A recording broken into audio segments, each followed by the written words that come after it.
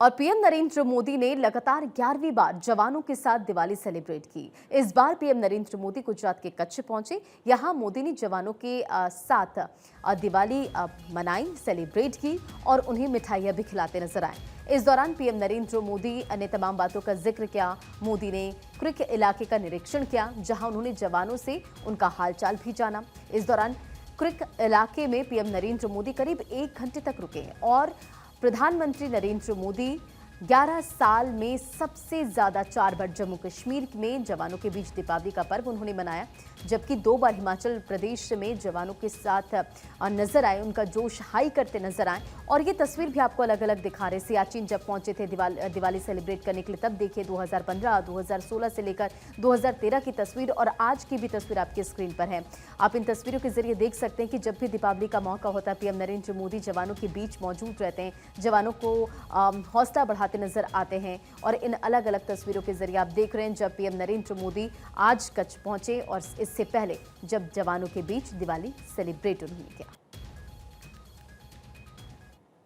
दीपावली का पर्व आप लोगों के बीच मनाता हूं तो मेरी दीपावली की मिठास कई गुना बढ़ जाती है। और इस बार तो ये दीपावली भी बहुत खास है। आपको लगेगा हर दीपावली का अपना महत्व होता है, इस बार खास क्या है? खास है अयोध्या में प्रभु राम 500 साल बाद फिर से अपने भव्य मंदिर में विराजमान हुए हैं। मैं आप सभी को और मां भारती की सेवा में तैनात देश के हर जवान को दीपावली की हार्दिक शुभकामनाएं देता हूं। मेरी इन शुभकामनाओं में आपके प्रति 140 करोड़ देशवासियों का कृतज्ञ भाव भी शामिल है, उनका आभार भी शामिल है। मातृभूमि की सेवा का ये अवसर बड़े सौभाग्य से मिलता है। ये सेवा आसान नहीं है। ये मातृभूमि को सर्वस्व मानने वाले मत वालों की साधना है। ये मां भारती के लाडलों लाडलियों उनका तप है, उनकी तपस्या है। कहीं हिमालय की बर्फ और ग्लेशियर का 0 से नीचा तापमान, कहीं नसों को जमाने वाली ठंडी रातें, कहीं गर्मियों में तपता हुआ रण का रेगिस्तान, आग बरसता हुआ सूरज, कहीं धूल भरी रेतीली आंधियां, कहीं दल दल की चुनौतियां और कहीं उफान लेता हुआ समंदर। ये साधना हमारे जवानों को उस हद तक तपाती हैं जहां हमारा देश का सैनिक फौलाद बनकर चमकता है। ये गुजरात का समुद्री तट देश की बहुत बड़ी ताकत है। इसलिए यहां की समुद्री सीमा भारत विरोधी षड्यंत्रों का सबसे ज्यादा सामना करती है। कच्छ के इसी क्षेत्र में भारत की अखंडता का उद्घोष करती ये सर क्रीक भी है।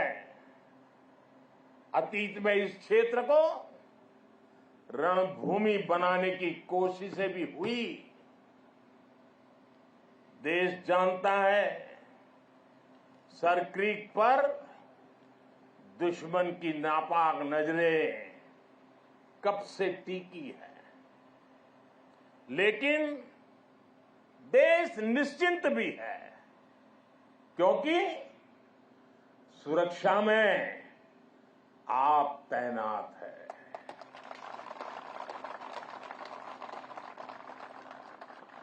दुश्मन को भी पता है 1971 के युद्ध में किस तरह आपने मुंहतोड़ जवाब दिया था। इसलिए हमारी नेवी की मौजूदगी में सर क्रीक और कच्छ की तरफ अब कोई आंख उठाने की भी हिम्मत नहीं करता है। आज देश में एक ऐसी सरकार है जो देश की सीमा के 1 इंच से भी समझौता नहीं कर सकती। एक समय था जब डिप्लोमेसी के नाम पर सर क्रीक को छल से हड़पने की पॉलिसी पर काम हो रहा था। मैंने तब गुजरात के मुख्यमंत्री के रूप में भी देश की आवाज को बुलंद किया था। और इस क्षेत्र में आज मैं पहली बार नहीं आया,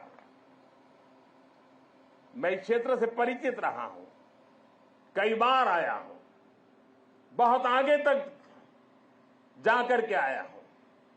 इसलिए आज जब हमें जिम्मेदारी मिली है तो हमारी नीतियां हमारी सेनाओं के संकल्पों के हिसाब से बनती है। हम दुश्मन की बातों पर नहीं, हमारी सेनाओं के संकल्पों पर भरोसा करते हैं।